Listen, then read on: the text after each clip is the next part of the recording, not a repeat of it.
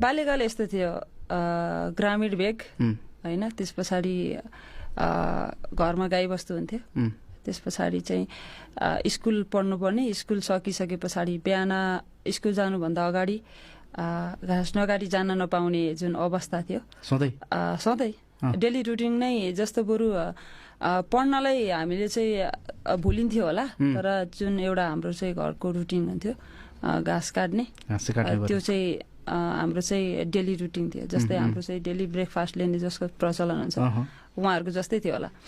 र घाँस काटिसके पछाडि आएर फ्रेस भएर खाना खाएर स्कुल गइन्थ्यो, स्कुल सकेर आउँदाखेरि आयो फेरि खाजा खाएर अनि घाँस काटेर आए पछाडि रहेको जुन टाइम हुन्थ्यो, कहिले चाहिँ रातै पर्थ्यो र खेल्न पाइन्थेन, अनि कहिले चाहिँ घाँस काटेर आइसके पछाडिको त्यो टाइमलाई चाहिँ सदुपयोग गरेर फुटबल खेल्नु पर्थ्यो। र बाल्यकाललाई सरदर हेऱ्यो भने ग्रामीण भेग होइन, हाम्रो चाहिँ परिवार ठुलो थियो र एकै परिवारमा हामी 6 सन्तान थियौँ। बाबाको एउटा चाहिँ बाबाकै भरमा हामीले चाहिँ हाम्रो फ्यामिलीलाई चाहिँ जीविकोपार्जनको स्रोत भन्ने नै हाम्रो बाबा हुनुहुन्थ्यो भने उहाँले ह्यान्डल गर्न हामी 6 सन्तान, मम्मी 1 गरेर 7, बुबा सुद्धा 8 गर्दा अभियसली गाह्रो नै थियो।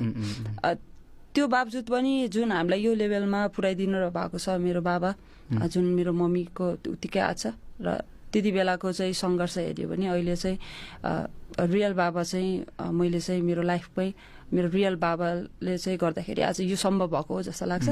र बाल्यकालमा जति पनि हामीले चाहिँ मैले फुटबल खेल्दा सुरु गर्दा मसँग फुटबल हुन्थेन, फुटबलको किट थिएन।